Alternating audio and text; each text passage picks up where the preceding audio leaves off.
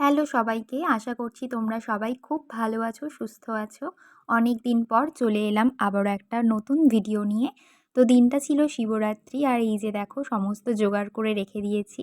এখানে ঠাকুরকে স্নান করানো সমস্ত কিছু এখানে রয়েছে, যেমন এখানে আছে দেখতে পাচ্ছ দুধ, তার সাথে গঙ্গা জল যেগুলো লাগে আর কি সব কিছু মিশিয়ে রেখেছি। আর এখানে আছে চন্দন বাটা, তারপর মধু, ঘি আর সমস্ত ফুল বেলপাতা যা কিছু লাগে, আর চাল ফল তো রয়েছেই।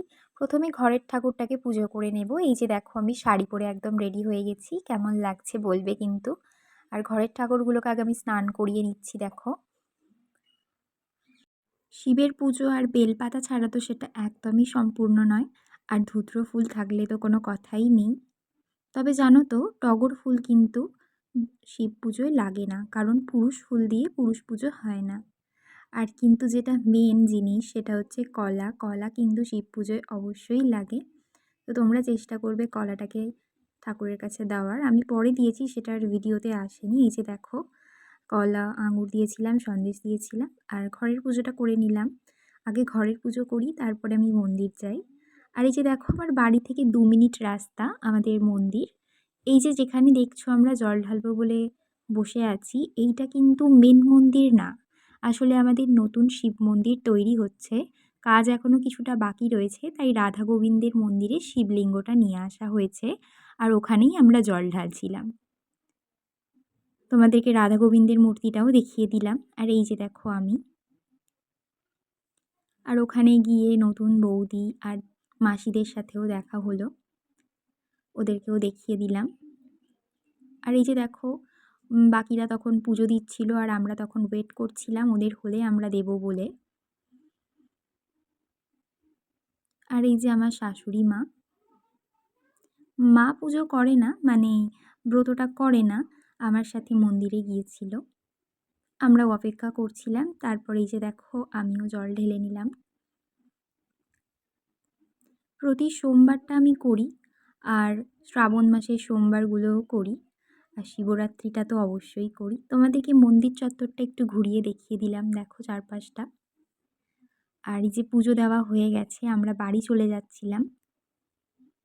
আর একটা জিনিস তোমাদেরকে দেখাই, শিবরাত্রিতে এই যে বাঁকে করে জল নিয়ে আসার যে ব্যাপারটা, এটা কিন্তু যতটা ভালো লাগে দেখতে, তার থেকে এটা ভেবে বেশি কষ্ট হয় যে ওরা কত দূর থেকে ঠিক এইভাবে হেঁটে হেঁটে জল নিয়ে আসে, কতটা কষ্ট করে। এবছর একটু কম সবাই গিয়েছিল জল আনতে বাঁকে করে, অন্যান্য বছর আরও অনেকে সবাই যায়। আর এই যে বাড়ি ফিরে আমি উপবাস ভঙ্গ করতে সাবু আর ফল খাচ্ছিলাম। সেদিন তো অন্য কিছু খেতে থাকে না, সাবু, ফল, মিষ্টি এইসবই খেয়ে কাটাই। আর এই যে আমি আর মাকে একটু দিলাম ঠাকুরের প্রসাদ, মাও খাচ্ছিল।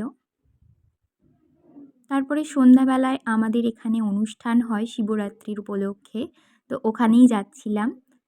আর এই যে দেখতে পাচ্ছ, এটা হচ্ছে এই যে এই দিকেরটা হচ্ছে আমাদের গার্লস স্কুল, আর তার পাশেরটা হচ্ছে বয়েজ হাই স্কুল।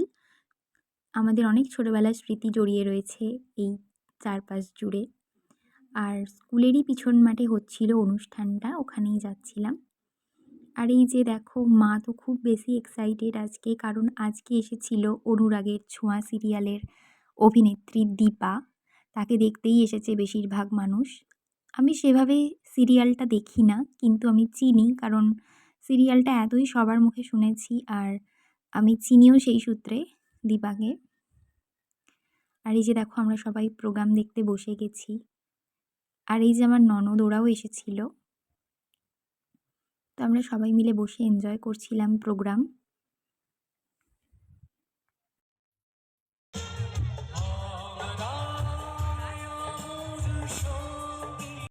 হবে আমাদেরকে, আমাকে কথা দিতে হবে যে তোমরা উঠে দাঁড়াবে না, কেউ সেলফি তোলার জন্য ব্যস্ত হলে চলবে না, হাত বাড়ালে চলবে না। আমি নিজে গিয়ে তোমাদের সবার সাথে কথা বলবো। সেই সিওরিটিটা যদি তোমরা আমাকে দাও, তাহলেই আমি যাব। এই ভরসাটা দিতে হবে আমাকে। আর এই যে দীপা দীপা কথা বলছিল আমাদের মধ্যে আসবে বলে, মানে দর্শকের সামনে আসবে বলে সবার কাছে অনুরোধ করছিল যে কেউ যাতে সেলফি না তোলে। তো ও এসেও ছিল অনেকটাই সামনে। আর যথেষ্ট এখানকার লোকেরা ওকে সাপোর্ট করেছে, কেউ কোনো রকম ভিড়ভাট্টাও করেনি। আমি তো আপনার ভরসা 2 মেয়ের হাত ছেড়ে দিয়েছিলাম, নিজের জীবনটা স্যাক্রিফাইস করে। তাহলে এখন এখন আপনার সামনে দাঁড়িয়ে এই কথাটা আমাকে কেন জিজ্ঞেস করতে হচ্ছে? আমি রূপাকে কথা দিয়েছিলাম, ওর না থাকলে আমি ওই বাড়িতে পা রাখবো না। এখন আমি কাকে নিয়ে বাঁচবো? কি করবো আমি এখন? কোথায় খুঁজবো মেয়েটাকে? না, মিশকাকে নিয়ে কোনো প্রশ্ন বলো। মিশকা আমাকে কি কষ্ট দেয়, তার পরিবর্তে কিন্তু মিশকাকেও জবাবটাও দিয়ে আমি, তাই না? Thank you so much. Mishka যে আবার